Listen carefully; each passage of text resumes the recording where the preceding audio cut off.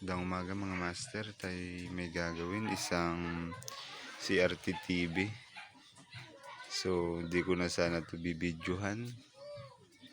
Binidyohan ko na lang ulit para sa mga nag-uumpisa makatulong tayo. So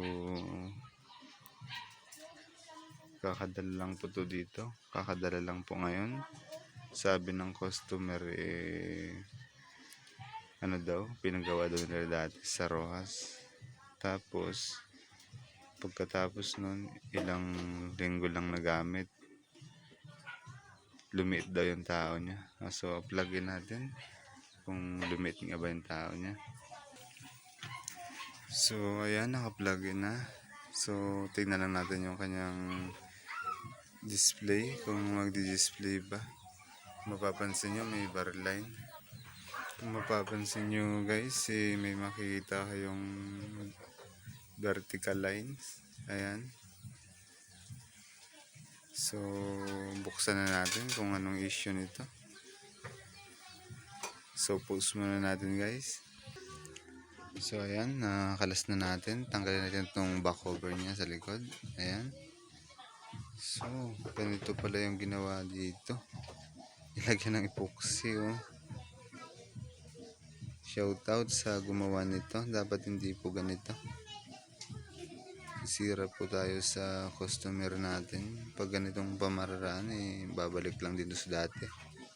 Pwede kung malayo ka sa bibilihan ng parts, pwede mo itong gawin. Pero kung malapit lang naman, huwag natin gawin itong ganito. Kasi kawawa naman yung nagpapagawa.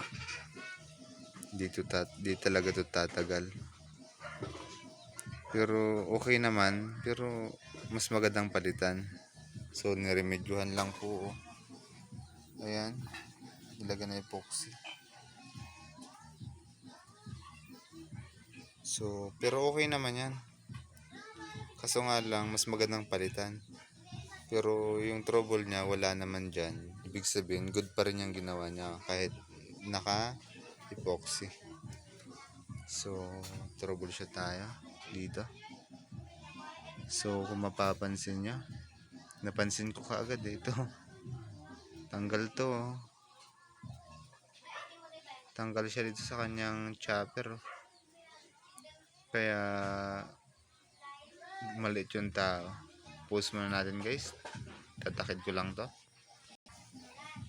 So ayan guys, nakatakid na. Hindi muna natin hininangan. Tinakid muna natin para akong tatao nga ba siya. So plug in natin yung unit. Ito yung plug niya. Ito. Plug in natin. Medyo mataas yung ating saksakan. Yan, naka-plug in na guys yung unit. So power in natin. Power on natin. Ito.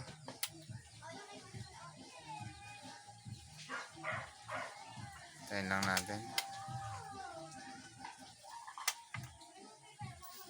So ayan, nag-standby na.